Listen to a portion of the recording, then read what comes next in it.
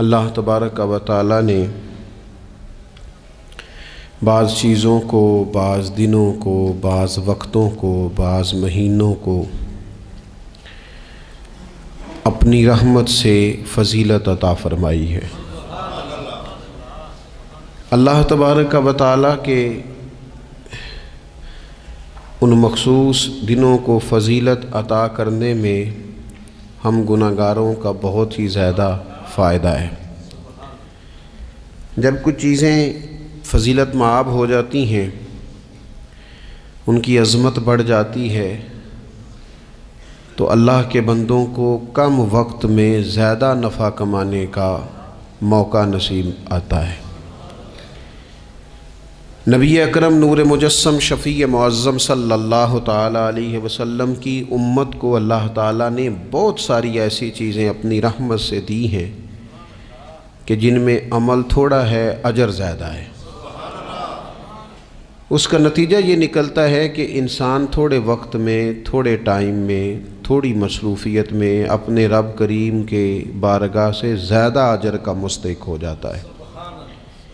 انہی مقدس معتبر معنی خیز ایام میں ایک بڑی فضیلت، زیادہ عظمت والا مہینہ ماہ رمضان المبارک ہے۔ قرآن مجید نے صراحت کے ساتھ اس ماہ مقدس کا نام لیا ہے۔ کیا معنی ہے؟ کہ یہ وہ مقدس مہینہ ہے جس کا میرے رب کریم نے نام لیا ہے، اللہ نے نام لیا ہے۔ شہر رمضان الذی انزل فیہ القرآن، فرمایا رمضان کا وہ مقدس مہینہ ہے جس میں اللہ نے قرآن نازل فرمایا ہے۔ اس ماہ نور، ماہ سرور کا نام نامی اللہ تعالیٰ نے قرآن مجید کے اندر ذکر فرمایا۔ حضرت سلمان فارسی رضی اللہ تعالیٰ عنہ ارشاد فرماتے ہیں کہ شعبان المعظم کا آخری دن تھا، اگلے دن رمضان شروع ہونے والا تھا کہ رسول پاک علیہ السلام نے ہمیں رمضان کی فضیلت پر خطبہ ارشاد فرمایا۔ آپ اس بات کو غور سے سمجھیے کہ ایسا مہمان جس کے آنے سے پہلے اس کی فضیلت بیان کی جا رہی ہے، اور فضیلت کون بیان کر رہا ہے؟ امام الانبیاء صلی اللہ تعالیٰ علیہ وسلم۔ یہ صرف ہمارے دلوں کے اندر، امت کے دلوں کے اندر اس ماہ مقدس کی فضیلت کو اور اس کی عظمت کو بٹھانے کے لیے کہ پوری طرح تم اپنے ذہن میں اور اپنے دل میں ایک بات بٹھاؤ کہ ایک عظمتوں والا مہینہ تم پر سایہ فگن ہونے والا ہے، عظمتوں والا۔ حضور نے ایک دن قبل اس کی فضیلت بیان۔ ہمارے ہاں یہ ہوتا ہے کہ ہم کسی چیز کی اہمیت کو لیتے ہیں لیکن سمجھتے ہیں کہ یہ کوئی روٹین ورک ہے، یعنی نارملی ہر سال رمضان شریف آتا ہے، اپنے وقت کے حساب سے چاند بدلتا ہے اور اپنے وقت پر رمضان شریف آ جاتا ہے۔ ہم سمجھتے ہیں کہ مطلب روٹین کا ایک معاملہ ہے، ایک روٹین کی چیز ہے۔ لیکن اگر آپ اس کو اس نظر سے دیکھیں گے نا کہ اس مہینے کے آنے سے پہلے، یعنی ابھی ایک دن بعد آنا ہے رمضان کو، اور آنے سے پہلے حضرت سلمان فارسی فرماتے ہیں کہ نبی پاک نے ہمیں باقاعدہ بلا کے خطبہ دے کے رمضان کی عظمت ہمارے دلوں میں بٹھائی، یعنی فکری طور پر اور ذہنی طور پر امت کو تیار کیا۔ فرمایا تم پر ایک ایسا مہینہ سایہ فگن ہونے والا ہے جو مبارک ہے تمہارے لیے، باعث برکت ہے تمہارے لیے۔ تم اپنے آپ کو ذہنی طور پر تیار کرو کہ ایک ماہ نور تمہارے قریب آ رہا ہے۔ جو رمضان، اسلامی عبادات جتنی بھی ہیں نا، وہ مخصوص پوجا پاٹ نہیں۔ اسلامی عبادات میں سے کوئی عبادت بھی ایسی نہیں جس کا مقصد ہی ہو کہ آپ نے اتنے وقت سے لے کر اتنے وقت تک فلاں عمل کرنا ہے۔ جتنی بھی عبادات ہیں اسلامی، وہ اپنے دامن میں کوئی نتیجہ رکھتی ہیں، کوئی رزلٹ رکھتی ہیں، اس کے ثمرات انسانی زندگی پر مرتب ہوتے ہیں۔ انسان کو تزکیہ نصیب ہوتا ہے، اس کے باطن کو صفائی نصیب ہوتی ہے، اسے خیر کرنے کا موقع ملتا ہے، تربیت کے بہت سارے مواقع اس میں پائے جاتے ہیں، بہت سارے اسرار و رموز کے ساتھ اسلامی عبادات ہیں یہ جو رمضان المبارک ہے نا، یہ جو روزہ ہے، یہ روزہ اپنے دامن کے اندر تربیت رکھتا ہے، تربیت۔ یا ایھا الذین آمنوا کتب علیکم الصیام کما کتب علی الذین من قبلکم لعلکم تتقون۔ اے ایمان والو، تم پر روزے فرض کیے گئے جیسا کہ تم سے پہلے لوگوں پر بھی فرض کیے گئے تھے تاکہ تم تقوی اختیار کرو۔ روزہ تمہیں پرہیزگار بنائے گا، تمہارے اندر سے جو نفسانی چیزیں ہوں گی انہیں نکالے گا، اور اللہ تبارک و تعالیٰ کی طرف تمہارے دل کا رجحان ہوگا، تمہاری روح کا رجحان ہوگا، تمہیں تزکیہ دے گا۔ روزہ انسان کی تربیت کرتا ہے، انسان کو روزہ ذہنی طور پر تیار کرتا ہے کہ اللہ کے حکم کے مطابق کھانا ہے، اللہ کے حکم کے مطابق پینا ہے۔ سب سے بڑا مسئلہ اس دور کا رزق کے حلال کا حصول ہے اور حرام سے اجتناب ہے۔ تو روزہ ہمیں یہ سبق پڑھاتا ہے کہ ہم وہی کھائیں گے اور اسی وقت کھائیں گے جو کھانے کا ہمیں ہمارے رب نے حکم ارشاد فرمایا ہے، اور جس سے اللہ رسول منع کر دیں گے جتنی مرضی چمک دمک اپنے دامن میں رکھے، جتنی مرضی، لیکن ہم وہی لیں گے جو ہمارے لیے جائز ہے۔ آپ غور فرمائیے، روزہ لعلکم تتقون، روزہ تمہیں پرہیزگار کرتا ہے۔ بہت سارے لوگ ایک بات کرتے ہیں کہ عادتیں نہیں بدلی جاتی، یار کوشش کرتا ہوں لیکن میری عادت نہیں تبدیل ہوتی۔ میں آپ کو ایک رائے دینے لگا ہوں، مشورہ دینے لگا ہوں، میں آپ سے یہ عرض کرنے لگا ہوں کہ موقع آیا ہے رمضان شریف کا۔ رمضان میں نا بندہ روٹین میں اپنی عادتیں بدلتا ہے۔ کسی کو سویرے 7 بجے کھانے کی عادت ہے، کسی کو 9 بجے کھانے کی عادت ہے، کوئی صبح ناشتہ نہیں کرتا، دوپہر میں ہی کھاتا ہے۔ لیکن رمضان آیا تو عادت بدل گئی، 7 بجے والا بھی نہیں کھا رہا، 9 بجے والا بھی نہیں کھا رہا، دوپہر والا بھی نہیں کھا رہا، سارے سحری میں کھا رہے ہیں۔ عادت بدل گئی، بالکل طبیعت بدل گئی، روٹین چینج ہو گئی۔ کوئی اٹھ رہا تھا صبح فجر میں، اللہ کی توفیق سے اللہ تعالیٰ معاف فرمائے تو کچھ ایسے بھی تھے جو 9-10 بجے اٹھ رہے تھے، کچھ الحمدللہ فجر پڑھ کے چلو کسی وجہ سے پھر سو گئے، 10-11 بجے اٹھ رہے تھے، روٹین بدلی ہوئی تھی۔ رمضان آیا تو بدل گئی، سارے سحری میں اٹھ رہے ہیں، تہجد کے وقت سب کی آنکھ کھول رہی ہے، بالکل روٹین بدل گئی، حالات بدل گئے، معاملات تبدیل ہو گئے، اوقات تبدیل ہو گئے، دفاتر کے ٹائم تبدیل ہوئے، اسکولوں کے نظام تبدیل ہوئے، مدارس کے اوقات تبدیل ہوئے، ہر چیز کے اندر تبدیلی آئی۔ معنی کیا ہے کہ اللہ نے تمہیں موقع دیا ہے کہ عادتیں بدلی جا سکتی ہیں، اپنے آپ کو تبدیل کیا جا سکتا ہے، لائف سٹائل کو چینج کیا جا سکتا ہے۔ یہ موقع آیا ہے، ایک مہینہ ہے پورا، 2-3 دن 4 دن آپ کی روٹین بگڑ جائے نا سونے کی، یعنی روٹین سے ہٹ کے آپ سونا جاگنا شروع کر دیں تو پھر وہی روٹین بن جاتی ہے، پھر اسی ترتیب سے انسان سارے کام کرتا ہے۔ تو رمضان میں روٹین چینج ہوگی، سارے تہجد میں اور سحری میں اٹھیں گے، تو اللہ کرے نا یہ روٹین قائم رہے۔ رمضان میں تو اٹھتے تھے سحری کرنے کے لیے، تو اللہ کرے روٹین بن جائے اور سارا سال اٹھیں تہجد کی نماز ادا کرنے کے لیے، اللہ کرے روٹین بن جائے، چیزیں تبدیل ہو جائیں۔ وہ لوگ جن کو ڈاکٹر کہہ رہے تھے کہ دوائی بھی کھانی ہے اور پرہیز بھی کرنا ہے، تو وہ کہہ رہے تھے جی دوائی کھانا تو آسان ہے، پرہیز کرنا مشکل ہے، تو بدلنے لگی ہے نا روٹین، آ گیا نا رمضان، پرہیز کا ٹائم شروع ہو گیا۔ لہذا بہترین فائدہ یہ ہوگا کہ رمضان میں پرہیز ہوگی، ڈائٹ پلان بالکل بنایا جا سکتا ہے، اس میں چیزوں کو بالکل مرتب کیا جا سکتا ہے۔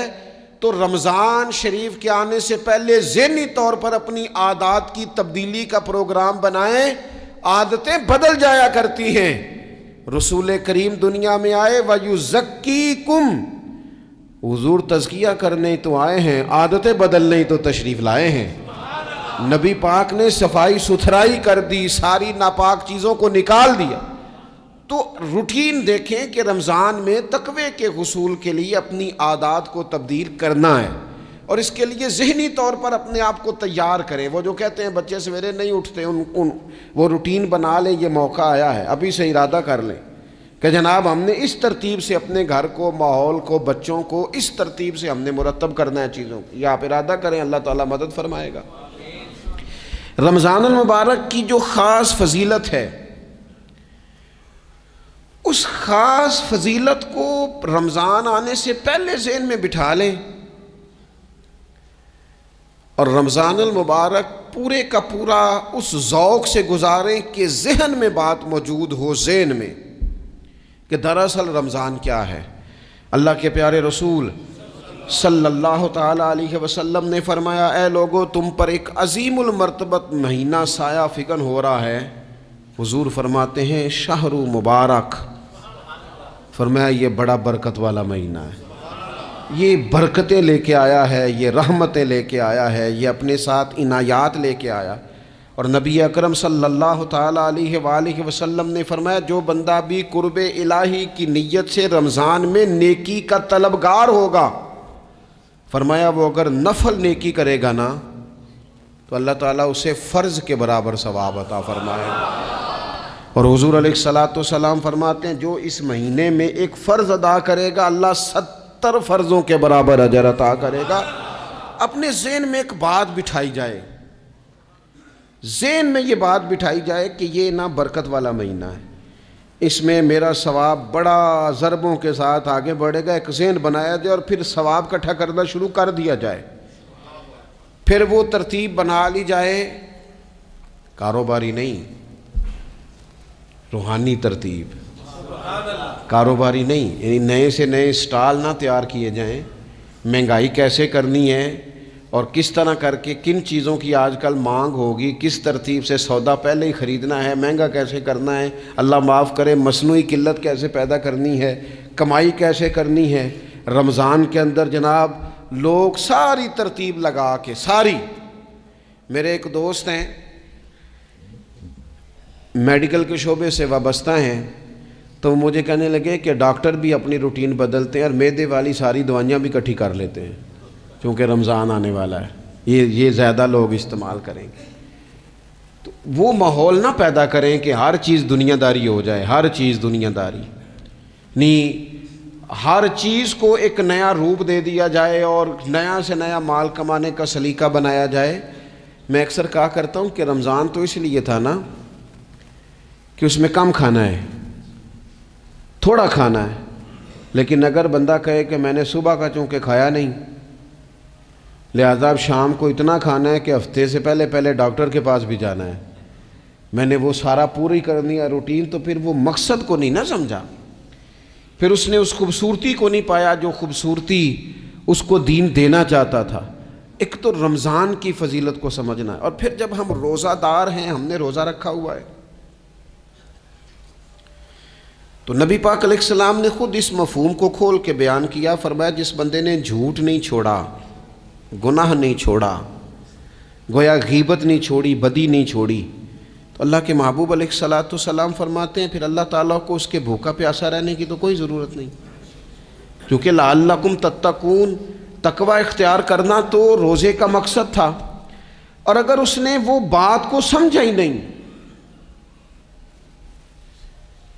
استاد کے لیے صرف استاد ہو جانا ہی ضروری نہیں، اس کو پھر اپنے منصب کا لحاظ کرنا بھی ضروری ہے کہ میں استاد ہوں.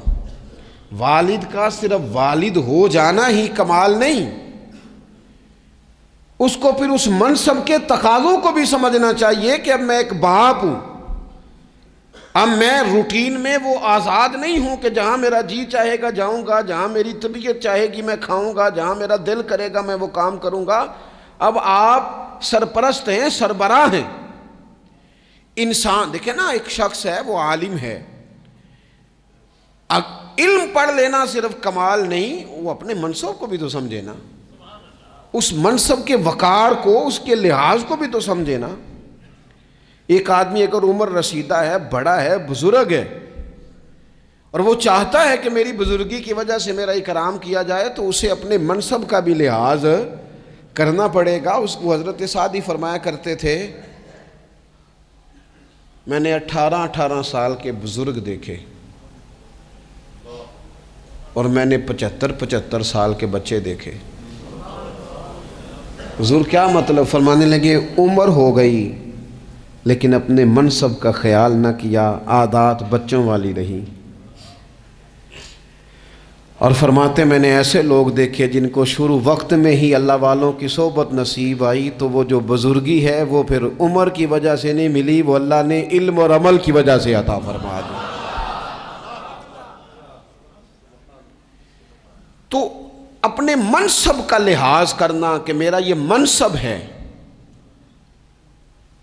اسی طرح جب ہم نے روزہ رکھا ہوا ہوگا نا تو پھر ہم نے اس منصب کا بھی لحاظ کرنا ہے کہ میں روزے دار ہوں۔ پھر خالی بھوکے پیاسا نہیں رہنا۔ رسول پاک صلی اللہ تعالی علیہ وآلہ وسلم نے پتہ ہے روزے دار کی فضیلت کیا بیان فرمائی؟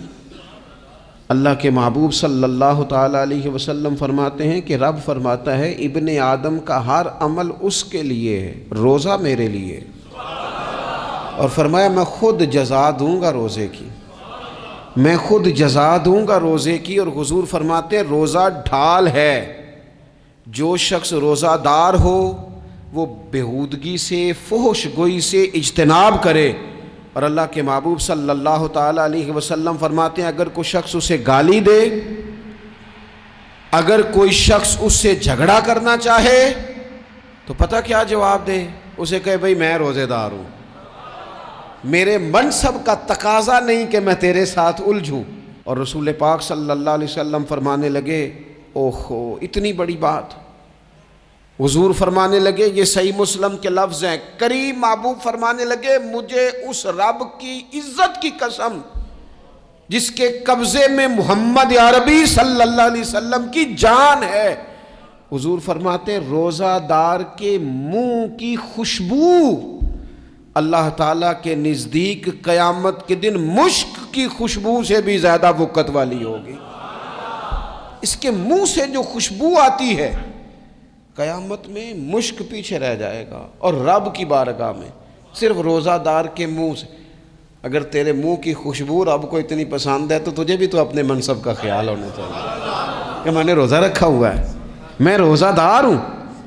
اور میرے نبی پاک علیہ السلام کے یہ دو لفظ ہیں نا، وہ صوفیاء ہیں نا اللہ کے نیک بندے جو ساری زندگی تڑپتے رہے کہ کبھی اے حقیقت منتظر نظر آنا لباس مجاز میں، کبھی مالک ایک دفعہ کبھی تیرا جلوہ ملے، کبھی اے حقیقت منتظر نظر آنا لباس مجاز میں، لاکھوں سجدے تڑپ رہے ہیں میری جبین نیاز میں۔ اور جو ساری زندگی کہتے رہے کہ ہم تو عمر دراز مانگ کے لائے تھے 4 دن، 2 آرزو میں کٹ گئے، 2 انتظار میں، کہ دیکھو انہیں انعام ملنے لگا ہے۔ جو اس کی راہ کے سوالی تھے، جو اس کے رستے کے مسافر تھے، جو اسے پانا چاہتے تھے، جو اس کی دید کرنا چاہتے تھے، جو اسے ملنا چاہتے تھے، میرے رسول پاک علیہ السلام نے فرمایا روزہ دار کو 2 خوشیاں ملیں گی۔ ایک خوشی اس وقت ملتی ہے جب وہ افطار کرتا ہے، اور فرمایا ایک خوشی اس وقت ملے گی جب وہ اپنے رب سے ملاقات کرے گا، جب وہ اس سے ملے گا تو اس وقت روزہ دار کو خوشی ہوگی۔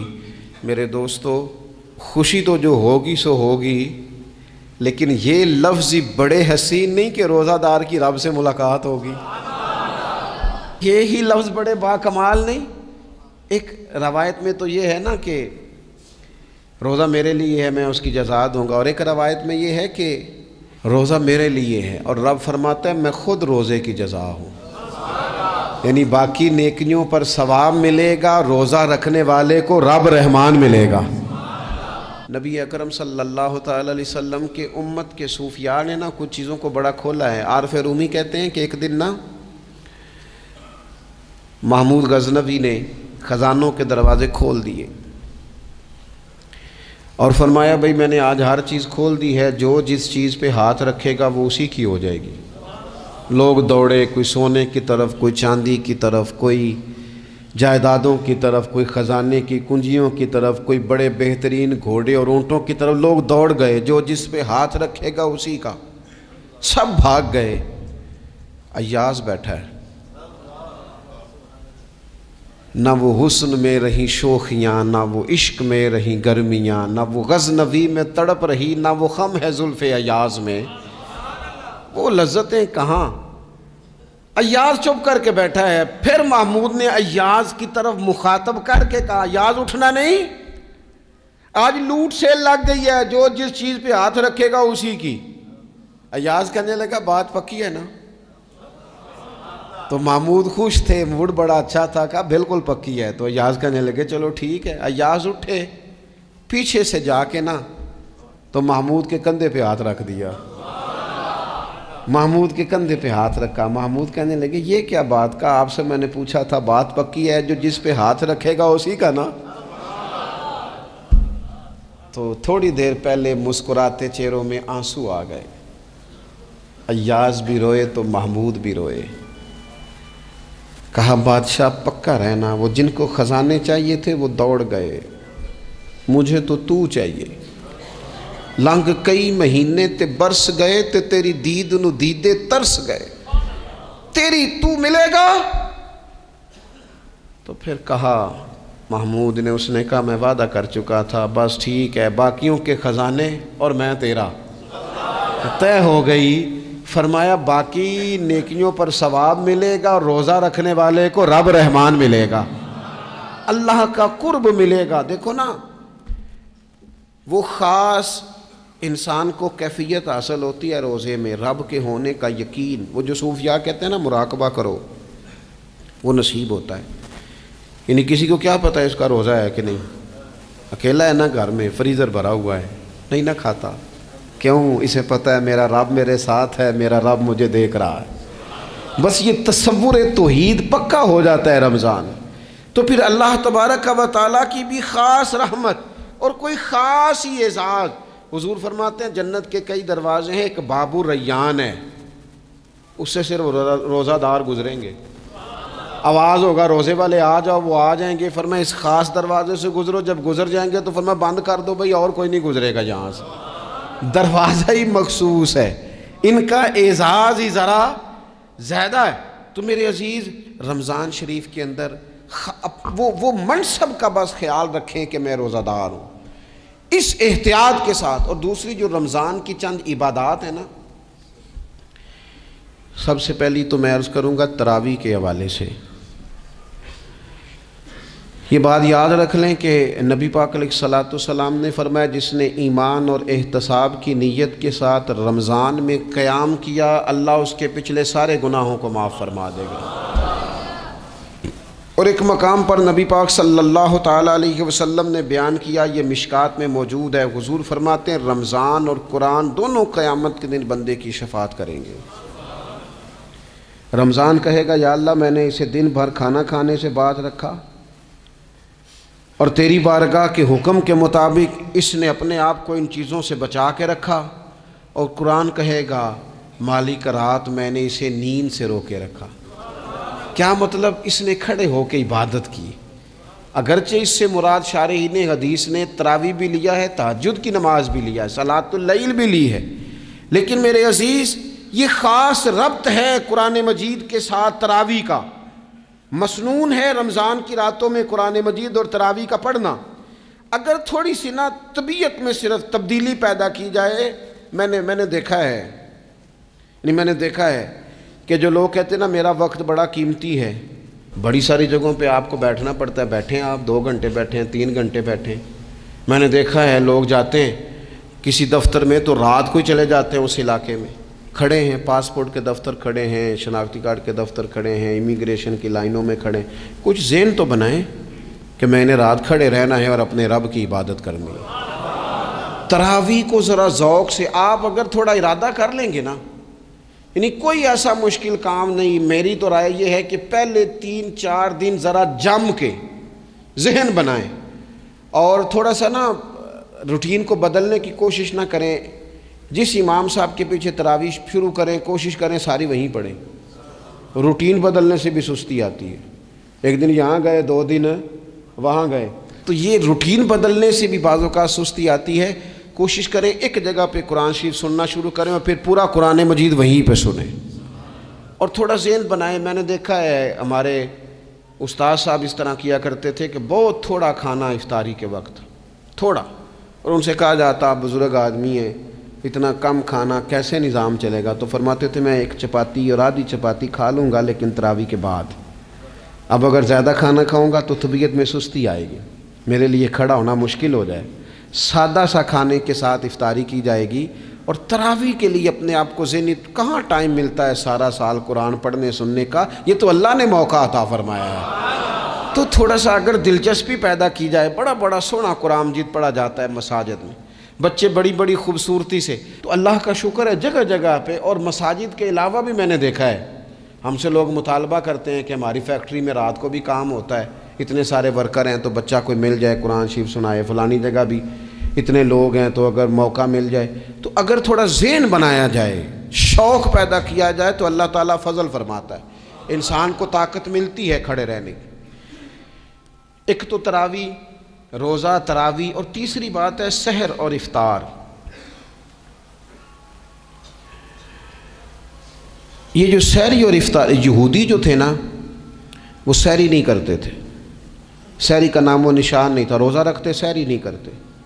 تو نبی پاک صلی اللہ تعالیٰ علیہ وسلم نے فرمایا ہمارے اور یہودیوں کے درمیان فرق ہی سحری کا ہے۔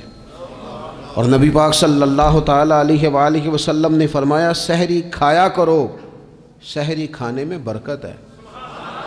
اور اگلی بات سننی ہے آپ نے تو خوش ہو جانا ہے، سحری کو معمولی نہ سمجھے، سحری کرنا عبادت ہے۔ ہاں آپ مت سمجھیں کہ میں روٹی کھا رہا ہوں، یہ تو میرے سامنے دہی رکھا ہوا ہے، یہ تو سالن رکھا ہوا ہے، یہ تو اچار رکھا ہے، تو چپاتیاں رکھی ہیں۔ سحری کھانا عبادت ہے۔ آپ صبح اٹھے، آپ کی تو روٹین ہی اور تھی، تو 7 بجے کھاتے تھے، 9 بجے کھاتے تھے۔ یہ جو آپ صبح کھا رہے ہیں اٹھ کے سحری میں، اپنی مرضی سے تھوڑی کھا رہے ہیں، یہ تو کسی کے کہنے سے کھا رہے ہیں، یہ تو کسی کے بٹھائے بیٹھے ہیں۔ یہ جو سحری کا لنگر ہے یہ رب رسول کی رحمت کے ساتھ عطا ہوتا ہے، یہ کرم ہے، یہ اللہ رسول کے بٹھائے بیٹھے۔ کیا میرے رسول پاک صلی اللہ تعالیٰ علیہ وآلہ وسلم نے بات کھولی ہے، ترغیب و ترہیب میں حدیث ہے، اللہ کرے یہ کبھی چسکا لگ جائے، یہ والا مزہ آ جائے، تو پھر تو گھر میں دسترخوان نہیں بچھا ہوا ہوگا، پھر تو رنگ ہی کوئی اور ہوگا۔ حضور فرماتے ہیں اللہ تعالیٰ اور اس کے فرشتے سحری کھانے والوں پر رحمتوں کا نزول فرماتے ہیں۔ کھائی روٹی جا رہی ہے، پکا ہوا کھانا ہے، لیکن حضور فرماتے ہیں رب بھی رحمتیں فرما رہا ہے اور اللہ کے حکم سے فرشتے بھی رحمتوں کا نزول کر رہے ہیں سحری کھانے والوں پر۔ تو خوب توجہ سے، ذوق سے، شوق سے۔ اور پھر جو افطار کا معاملہ ہے، حضور فرماتے ہیں جب روزہ کھولنے والا روزہ کھولتا ہے تو جو دعا مانگتا ہے رب قبول فرما لیتا ہے۔ یعنی افطار کا وقت ایسا ٹائم ہے جو دعاؤں کی قبولیت کا وقت ہے۔ افطار کرنا بھی ہے، کرانا بھی ہے۔ مہنگائی ذرا عروج پہ چلی گئی ہے، میں بار بار کہتا ہوں، مجھ سے نا لوگ دعا کے لیے مجھے کہتے کہتے اپنے کئی دکھ بتا دیتے ہیں۔ تھوڑا سا نا افطاریاں مہربانی فرمائیے گا سیاسی نہ کیجیے گا۔ وہ جن سے مال لیتے ہیں، وہ جن کو مال دیتے ہیں، وہ جن سے ووٹ لینے ہیں، وہ جنہوں نے ووٹ لینے ہیں، اس بنیاد پر سحر افطار کے بندوبست نہ کریں رضا الہی کے لیے۔ میرے محبوب فرماتے ہیں جس نے رب کی رضا کے لیے کسی کو افطار کرایا، جتنا ثواب اللہ روزہ رکھنے والے کو دے گا اتنا افطار کرانے والے کو بھی عطا کرے۔ اور ایک حدیث تو آپ پڑھیں گے تو جھوم جائیں گے، سنیں گے تو خوش ہو جائیں گے، المعجم الکبیر میں موجود ہے۔ نبی پاک علیہ السلام فرماتے ہیں جس نے حلال کھانے اور حلال پانی سے کسی کا روزہ افطار کرایا نا، ذرا دیکھنا غریبوں کے گھروں کو جھانکنا، ذرا اپنے عزیزوں میں ایک نظر دوڑا لینا، ذرا رمضان کی نیت کر کے رمضان سے پہلے ہی غرباء تک راشن پہنچا دینا، ان کی فکر دور ہو جائے، وہ پہلی شام ہی اپنے بچوں کے ساتھ آسودہ حال ہو کے بیٹھیں۔ دیکھ لینا یہ نہ ہو کہ ایک بھائی کھول کے کھا رہا ہو اور دوسرے کے بچے منتظر ہوں کہ آج سحر افطار میں کیا کرنا ہے۔ اپنے گلی محلے میں دیکھ لینا، ہم اس رسول کے ماننے والے ہیں جنہوں نے فرمایا میں اسے مومن ہی نہیں جانتا جو پیٹ بھر کے کھائے اور اس کا ہمسایہ بھوکا رہ جائے۔ تھوڑا سا اپنے ارد گرد نظر ڈال لینا، المعجم الکبیر میں حدیث موجود ہے۔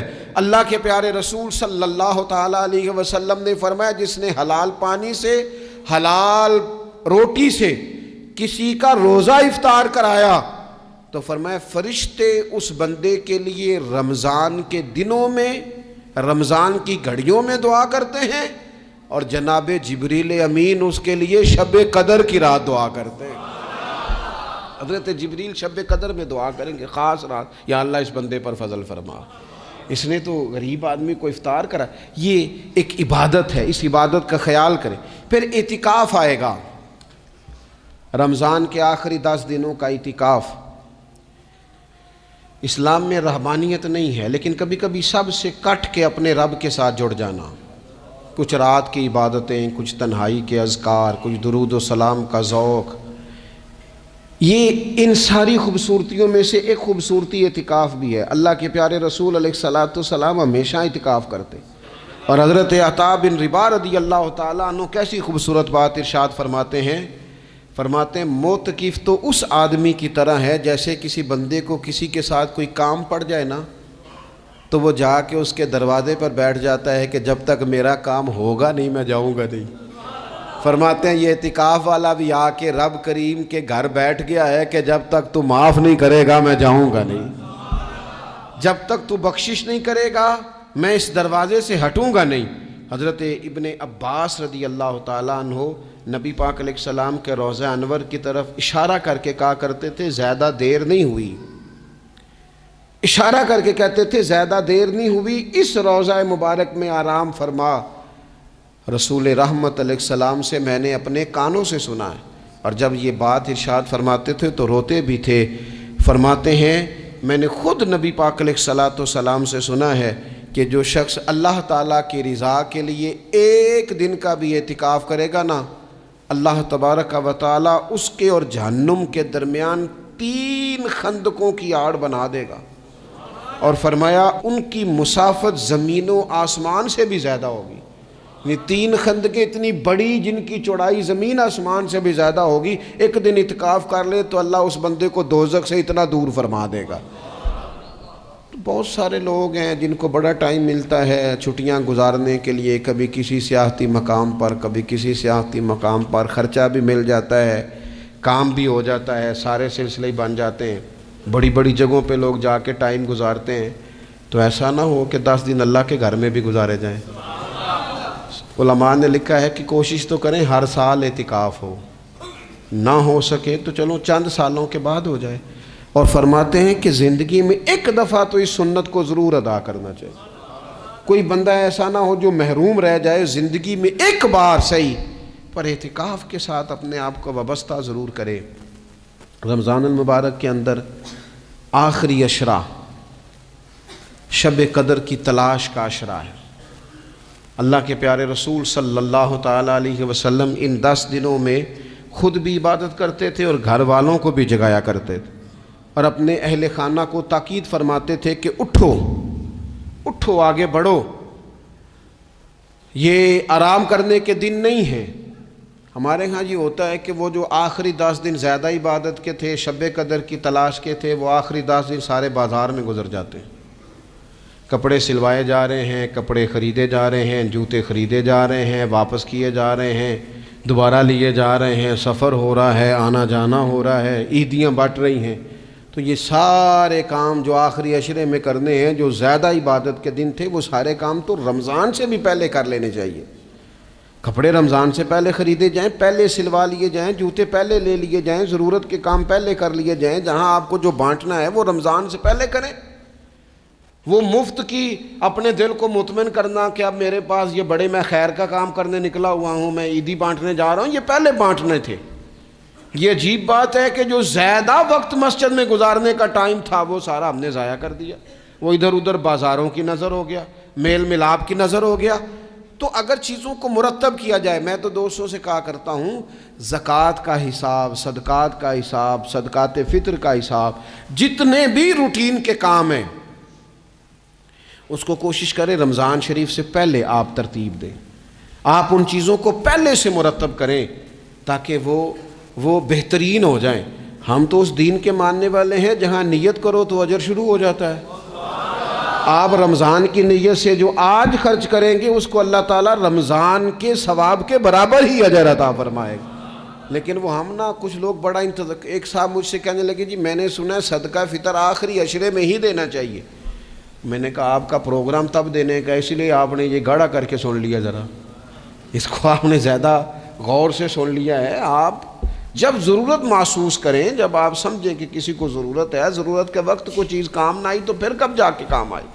تو میری آپ سے یہ اپیل رہے گی کہ پہلے سے چیزوں کو مرتب کریں, معاملات کو پہلے سے طے کریں. وہ لوگ بڑے اچھے ہوتے ہیں جو وقت پر منصوبہ بندی کرتے ہیں, جو چیزوں کو ٹائم پہ مرتب کرتے ہیں. وہ ٹائم جو ہمارا بالکل اللہ کی بارگاہ میں حاضری کا ہے, عبادات کا ہے, اگر وہ سارا گاڑیوں کی نظر ہو جائے گا, اسفار کی نظر ہو جائے گا, تو ہم نے حاصل کیا کیا. ایک بات آخر میں بڑے درد کے ساتھ آپ کی خدمت میں عرض کرنی ہے, ہر سال کہتا ہوں, اس سال بھی کہوں گا, ذاتی اخراجات کو کچھ کم کیا جائے.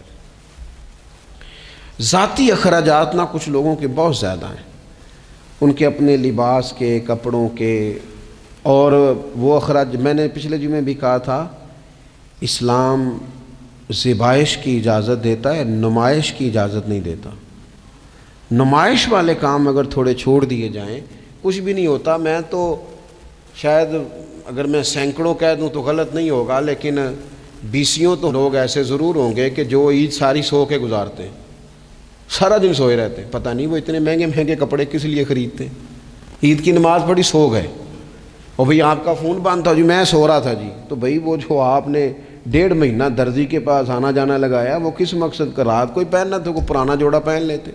ایسی مصیبت کیا بنی ہوئی تھی؟ اتنے مہنگے کپڑے خریدے, اتنا مہنگا جوتا لیا, اور دن سارا سو کے گزار دیا. ذاتی اخراجات کم کریں.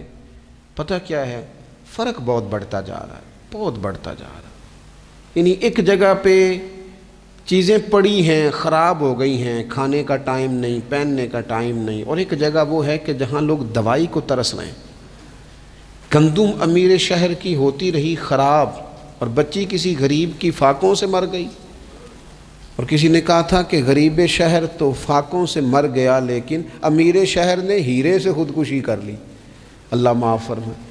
تو بہت ساری جگہوں پہ لوازمات زیادہ ہیں, اخراجات زیادہ ہیں, تکلفات زیادہ ہیں. اس رمضان میں مہنگائی کا جو زور ہے, حالات کی جو سنگینی ہے, اور تھوڑا پیچھے جائیں تو غریب علاقوں میں جس قسم پرسی کے ساتھ لوگ اپنا وقت بتا رہے ہیں, اگر صرف امیر لوگ اپنے کچھ ذاتی اخراجات کو کنٹرول کرنے میں کامیاب ہو جائیں تو بڑے سارے لوگ ایسے ہیں جن کے لیے وہ خوشیاں بانٹنے کا ذریعہ بنیں گے, اسباب.